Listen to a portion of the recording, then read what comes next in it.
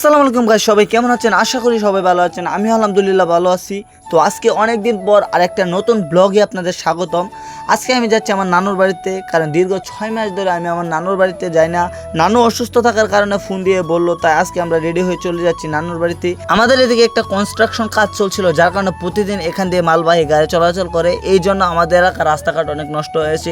দেন আমরা চলে এসেছি রুডে এসে থাকা মতো একটা গাড়ি এসে পড়লো, আর গাড়িতে উঠে বসে বললাম। ড্রাইভার মামা আমাদেরকে নিয়ে যাচ্ছিল শম্ভুগঞ্জ। দেন আমরা চলে এসেছি শম্ভুগঞ্জ বাজারে এসে দেখি পুরো রাস্তা জ্যাম লেগে আছে, আর আমার বড় ভাই আসবে, যার কারণে আমি এখানে বসে বসে অপেক্ষা করতে লাগলাম। কিছুক্ষণ অপেক্ষা করার পর তারা দুজনেই বাজারে চলে এলো, আর এখানে এসে আমরা আলোচনা করতে শুরু করলাম। দেন আমার বড় ভাইকে নিয়ে আমরা চলে গেলাম মিষ্টি কাননের দোকানে।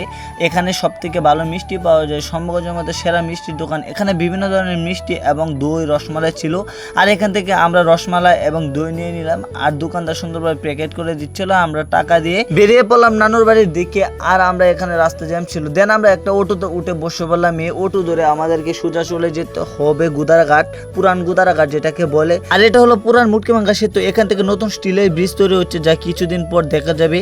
আর আমরা তিনজন যাচ্ছিলাম অটো করে, আমি আমার দুই বড় ভাই একসাথে। আর আমরা চলে গেলাম মেলগেট বাজারের দিকে। এটা হলো মেলগেটের রাস্তাটা অনেক সুন্দর, খুব পরিচিত। দেন আমরা চলে এসেছি মেলগেট বাজারে। এই বাজারটা আমার খুব পরিচিত, কারণ ছোটবেলা অনেক এই বাজার দিয়ে নানুর বাড়ি এসেছি। আর আমরা চলে গেছি গুদারাঘাট থেকে আমাদেরকে নানুর বাড়ি হেঁটে যেতে হবে, যার কারণে এখান দিয়ে আমরা নেমে গাড়ি ভাড়া দিয়ে হেঁটে চলে যাচ্ছিলাম নানুর বাড়ির দিকে। এই রাস্তাটা আমার খুব পরিচিত, কারণ ছোটবেলা আম্মুর সাথে কয়েকদিন পর নানুর বাড়িতে বেড়াতে আসতাম। এখন বড় হয়ে গেছি, যার কারণে এখানে আর আসা হয় না। তাই আমি আর আমার দুই ভাই মিলে নানুর বাড়ি যাচ্ছি। নানুর বাড়ি যাওয়ার পথে আমার অনেক ভালো লাগছে, কারণ এটা হলো নানুর বাড়ির রাস্তা। এখান দিয়ে যাওয়ার সাথে সাথে আমার পুরোনো দিনের কথা মনে পড়ছিল। ছোটবেলা অনেক নানুর বাড়ি আসতাম, আর এখন আসা হয় না। তাই অনেক দিন পর, প্রায় 6 মাস পর আমরা 3 ভাই মিলে যাচ্ছি নানুর বাড়িতে, নানুকে দেখার জন্য। আর এটা হলো আমাদের নানুদের বাসা। এই বাসাটা কিছুদিন হলো করেছে। এই বাসার পিছনে হচ্ছে তাদের পুরান বাসা রেখে এখানে নতুন বাসা নিয়েছে। আর আমরা সোজা ঢুকে বললাম নানুদের বাসায়। দুপুর এসেছিলাম, তার খাওয়া দাওয়া করতে শুরু করলাম।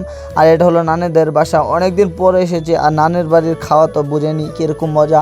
আর এখানে অনেক মাংস রেখে গিয়েছিল নানু, আর আমি এগুলো নিয়ে খাচ্ছিলাম, কারণ নানুর বাড়ির খাওয়া বলে কথা, ভালোভাবে খেতে হবে। দেন খাওয়া দাওয়া শেষ করে কিছুক্ষণ বসে থেকে নানুর বাড়ি থেকে বেরিয়ে বাড়ির দিকে রওনা হলাম। তো আজকে ভিডিওটা এই পর্যন্ত। সবাই ভালো থাকবেন, সুস্থ থাকবেন, আল্লাহ হাফেজ।